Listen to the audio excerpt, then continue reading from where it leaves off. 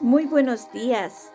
Que el Señor te bendiga en este día, que camines bajo los cielos abiertos y como dice su palabra, que los cielos destilen su presencia sobre tu vida. En esta oportunidad le doy gracias a Dios por permitirme compartir contigo Primera de Samuel capítulo 8.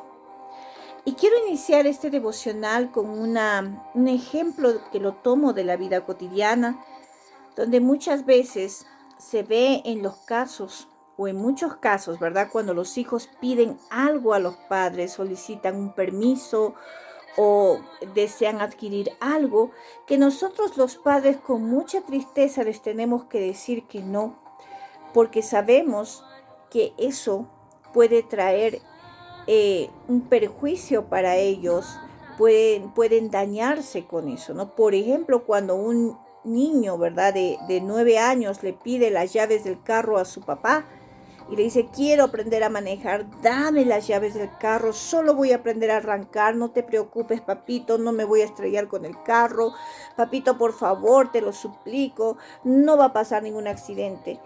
Y sería de locos, ¿verdad? Que el papá le diga, sí, hijito, tienes 9 años, te entrego la llave del carro, ¿verdad?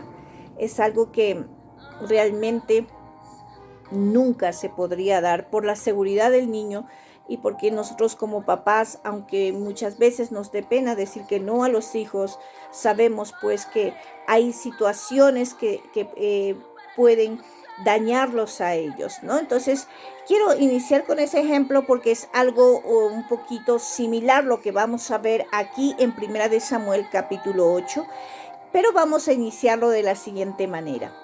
Este capítulo comienza diciendo, vamos a ir yo les invito a que puedan abrir su Biblia, ¿verdad? En Primera de Samuel capítulo 8 y vamos a ir al primer versículo, ¿ok? Dice, aconteció que habiendo Samuel envejecido, puso a sus hijos por jueces sobre Israel, ¿ok? Del capítulo 7 al capítulo 8 habían pasado muchos años, ¿ok? Al punto que ya Samuel ahora está casado, ahora tiene hijos, ¿ok? Y pues dice su palabra de que Samuel, que era el sacerdote, el profeta de Israel, pone a sus hijos por jueces, porque me imagino que no podría realizar el trabajo solo por aliviar la carga espiritual que él tenía, ¿no? Y dice, y el nombre de su hijo mayor, el primogénito, era Joel, y del segundo hijo era Abías, ¿no? Y dice que eran jueces en Berseba, ¿no? O sea, cuando dice eran jueces, quiere decir de que ellos están desempeñando una función sacerdotal, ¿ok? Dentro de la iglesia, dentro del pueblo de Dios, ¿ok? Que ellos ministraban las cosas de Dios. Entonces vamos a continuar. Pero había un detalle aquí, que estos hijos de Samuel no andaban conforme a los principios de Dios. Eran hijos que fueron por malos caminos, ¿no? En el versículo 3 dice eso, que anduvieron los hijos de Samuel, no anduvieron por los caminos de su padre, sino que antes dice que pecaron de ¿qué? De avaricia, de soborno, pervirtiendo el derecho, ¿no? Esto quiere decir de que ellos les gustaba cobrar un soborno para favorecer a algo injusto, ¿no? Eran ávaros, ¿no? Se dejaban sobornar y quebraban el derecho de la justicia. Es decir, ellos no estaban haciendo lo correcto delante de Dios, ¿ok? No eran como los hijos de Elí, pero también eran hijos que estaban cometiendo una terrible desobediencia. Samuel lo sabía. Entonces yo creo que aquí Samuel se equivocó al poner a sus hijos como jueces, ¿verdad? Dándole una función tan importante. Eh, Lamentablemente él se equivocó en esto. Entonces la gente no hablaba mal de Samuel, pero sí hablaban mal de sus hijos, ¿no? dice la palabra del Señor que los ancianos de Israel se juntaron, hicieron una comisión para ir a hablar con Samuel, fueron a Ramá y fueron a conversar con él y le dijeron, mira, ¿sabes qué, Samuel? Tú ya has envejecido y tus hijos no andan en buenos caminos. Tus hijos les gusta el soborno, son ávaros, tuercen la justicia y eso no es correcto. Entonces, por tanto, venimos a exigirte que nos levantes un rey, ¿no? Que nos levantes un rey que nos pueda juzgar. Así como tienen todas las naciones un rey, nosotros también queremos tener un rey, ¿ok? Entonces, bien, vemos entonces cómo Samuel se equivoca, los ancianos perciben esa equivocación, no están de acuerdo que sus hijos sean jueces por la mala actitud de ellos y quieren un rey, ¿ok?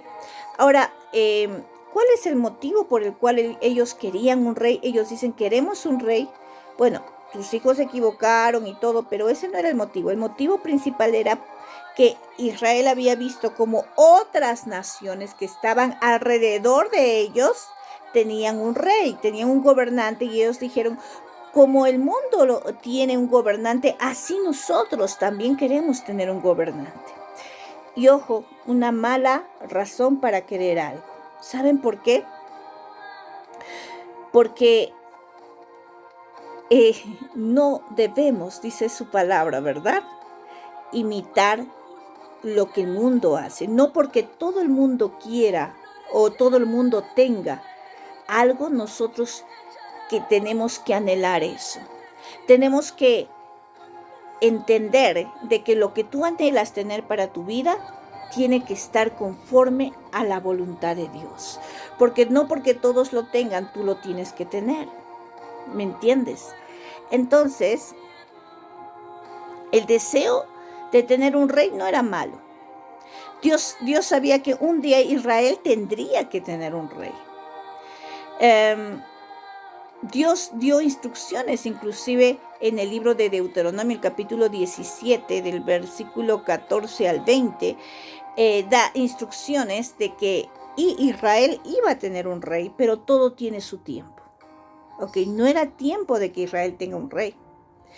Entonces, sin embargo, como les mencionaba, la razón por la que Israel quería tener un rey no era la correcta. Como tienen todas las naciones, no es una razón suficiente en lo absoluto. A menudo nos metemos en problemas al querer ser como el mundo lo es, cuando más bien deberíamos ser transformados a la imagen de Cristo. ¿Ok? Entonces, eso dice en Romanos capítulo 12, versículo del 1 al 2. ¿Ok? Entonces, el motivo por el cual ellos pedían un rey no era el motivo correcto, no era la motivación correcta. ¿Ok? Porque todo el mundo lo tiene, yo también quiero tenerlo. No es correcto. Entonces, bueno, esta petición no le gustó a Samuel, para nada, no le agradó, pero él dijo, bueno, ustedes me están poniendo una carga en mí, voy a orar. Y esto es algo, mira, algo que rescatar. Muchas veces va a haber situaciones en la familia que no nos agraden o en el trabajo. Alguien va a poner una carga que no te agrada en tu corazón, porque Samuel dice que no le agradó esto, ¿no? Y un buen ejemplo es que Samuel cogió esa carga y fue a la presencia de Dios, habló con Dios, le contó a Dios lo que los ancianos estaban pidiendo, lo que Israel quería. Entonces esa carga él la lleva a los pies de Dios, la pone en las manos del Señor y entrega la carga. Las cargas que nosotros podamos tener, amada iglesia, no es para llevarlas nosotros todos los días de nuestra vida. Es para ponerlo en la presencia del Señor. La Biblia dice, vengan a mí todos los que están cargados, trabajados, que yo os haré descansar, ¿no? Entonces, aprendamos a descansar en el Señor. Esto fue lo que hizo Samuel. Él fue y descansó en el Señor. Entonces, Samuel, un ratito vamos a mover esto, ok. Samuel entendió esto, ¿no? Qué importante era no seguir cargando con este problema, sino que debemos entregarle al Señor. Debemos de llevar nuestras cargas en lugar de, no debemos llevar nuestras cargas, sino debemos entregar nuestras cargas al Señor, ¿ok? Entonces, aquí Dios le dice, mira Samuel, no te sientas mal, porque no te están rechazando a ti, me están rechazando a mí. Porque ciertamente Israel tenía un rey, el rey de los cielos, tenía el rey de reyes. E Israel no entendía eso y estaba rechazando al rey. Vemos más adelante cuando, recuerdan, cuando Jesús estaba aquí en la tierra, también lo rechazaron, ¿no? También dijeron esto, aquí lo vamos a ver.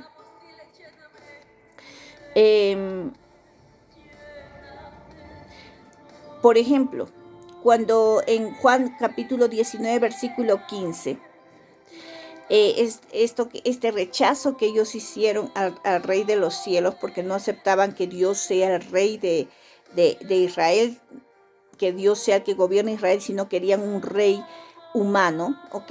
Era como en parte una profecía de que algún día ese rey humano que ellos pedían llegó a la tierra, que se llamaba Jesucristo, y también lo rechazaron. Juan 19:15 dice, hay un sentido en el que su rechazo de Dios como rey resulta profético. Cuando Jesús fue presentado delante de Pilato, la multitud judía declaró, no tenemos más rey que César. No queremos a otro rey que no sea César. Él es el único rey. En otras palabras, rechazaron a Jesucristo. Muy triste, ¿verdad? Se dicen los comentaristas que fue algo profético.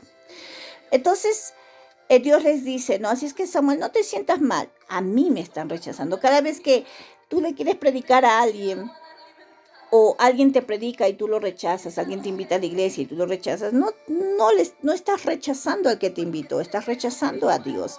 Y cuando alguien te rechaza a ti que predicas, a ti te hablo, no te preocupes, no te están rechazando a ti, sino a Dios, ¿ok? Bien, continuamos entonces, dice su palabra, que Dios le dice a Samuel, ¿no? Más bien adviérteles, infórmales de las consecuencias que va a haber, porque no es el tiempo de que tengan un rey. Aunque ellos pidan esto, esa no es mi voluntad, porque esto los va a dañar. Aquí encaja el ejemplo que te di al inicio, ¿verdad? Cuando un niño le pide a su papá, un niño de 9 años, que le entregue el carro para que lo pueda manejar, no es el tiempo, porque no está en la edad de tener de poder manejar un carro. Entonces, de la misma manera, Israel no tenía o no estaba en el tiempo de tener un rey, porque le dice, ¿saben qué pasa? Que si ustedes tienen un rey, ese rey los va a explotar. Ese rey va a traer desgracia sobre ustedes. Ese rey va a tomar a sus hijas para que sean sus sirvientas. Va a tomar a sus hijos para que sean, para enviarlos a la guerra y sean los choferes de los soldados, etcétera, etcétera. O sea, ese rey los va a oprimir. No me pidan eso porque esto los puede dañar. Pero Israel insiste y dice, sí queremos un rey, exigimos un rey humano. Sabemos que Dios está ahí, que es nuestro Dios, pero queremos un rey humano. Entonces, Dios dijo, no, bueno, lo piden, lo tendrán, pero el día que ustedes se quejen de que, ay, ese rey nos está oprimiendo, ese rey se lleva lo mejor de nuestra cosecha, ese rey nos explota, no se quejen, les dijo Dios, porque no los voy a escuchar. No los voy a escuchar. Esto nos lleva a pensar que muchas veces, Iglesia del Señor, tal vez inconscientemente queremos nuestra voluntad, consciente o inconscientemente. no, yo quiero esto, Señor, dame esto, dame esto, dame esto. Y muchas veces el Señor te dice, no, no es el tiempo. Y cuando muchas veces, tanto que insistimos, conseguimos tener aquello que anhelábamos tener, y al final, con el transcurrir del tiempo, nos damos cuenta de que literalmente eso no era la voluntad de Dios, porque terminó dañándonos, terminó apartándonos de su presencia, terminamos dejando de ir a la iglesia, terminamos dejando de leer la palabra, y finalmente no era de bendición. Es por eso que, iglesia, tenemos que aprender a aceptar la voluntad de Dios, a decir, está bien, Señor, acepto tu voluntad. No es lo que yo quiero, pero acepto tu voluntad. Eso es tan importante para nosotros. Entonces, Israel exigió y Dios les dio el rey, pero más adelante te vas a dar cuenta que en los planes de Dios no estaba que el primer rey de Israel sea Saúl. Saúl no fue un buen rey, sino que en los planes de Dios estaba que el primer rey sea David. Pero por causa de la terquedad de Israel, terminó siendo David el segundo rey, que era el rey bueno. Entonces sí, Saúl trajo mucha opresión sobre ellos.